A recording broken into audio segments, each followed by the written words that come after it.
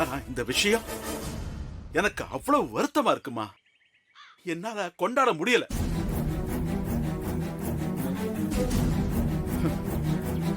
எனக்கு இதுல எந்த விதத்திலும் சந்தோஷமே இல்லமா.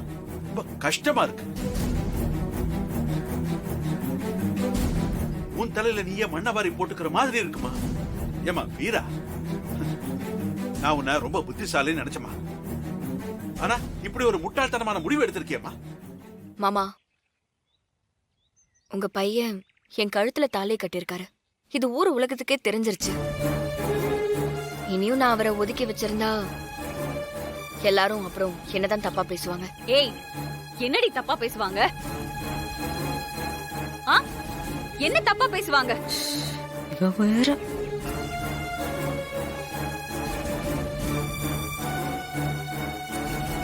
என்ன தப்பா பேசுவாங்கன்னு கேக்குறேன். நேத்து வரைக்கும் ஒண்ணு பேசிட்டு இருந்த, இன்னைக்கு வந்து வேற ஒண்ணு பேசுற. சொசைட்டி சுத்தி இருக்கிறவங்க யாரு என்ன பேசினாலும் கவலை இல்ல. எனக்கு அவன் புருஷனும் கிடையாது, நான் அவனுக்கு பொண்டாட்டியும் கிடையாது. என் உசுரே போனாலும் நான் அவன் கூட வாழ மாட்டேன்னு சொல்லிட்டு இப்ப வந்து பழைய பாட்டி மாதிரி பேசிட்டு இருக்க. என்ன வீரம் ஆச்சு உனக்கு? மாமா, எல்லாத்துக்கும் காரணம் உங்க தங்கச்சி தான். இவங்க தான் அடிக்கடி போய் ஏதோ பேசி அவள இவ மனச குழப்பிட்டு வந்திருக்காங்க. கண்மணி, ஒரு நிமிஷம் நிறுத்துறியா? யாரும் வந்து என்னோட மனசை குழப்பல. நானும் முடிவெடுக்க தெரியாத குழந்தையும் இல்ல. எனக்கு எல்லாம் தெரியும். எல்லாம் தெரிஞ்சு தெளிவான முடிவை தான் எடுத்திருக்கேன்.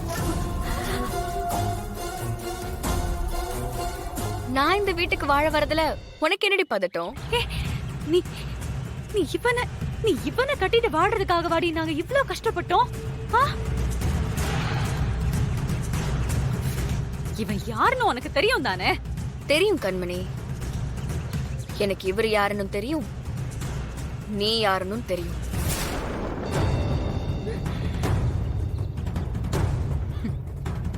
இந்த குடும்பத்துல இருக்கிற எல்லார பத்தியும் தெரியும். தெரிஞ்சதுக்கு அப்புறம் தான் நான் இந்த முடிவே எடுத்திருக்கேன். பெரிய தப்பு பண்ணிருக்க வீரா. இதுக்கு நீ உன் லைஃப் லாங் வருத்தப்பட போற. அத நான் பாத்துக்கிறேன்.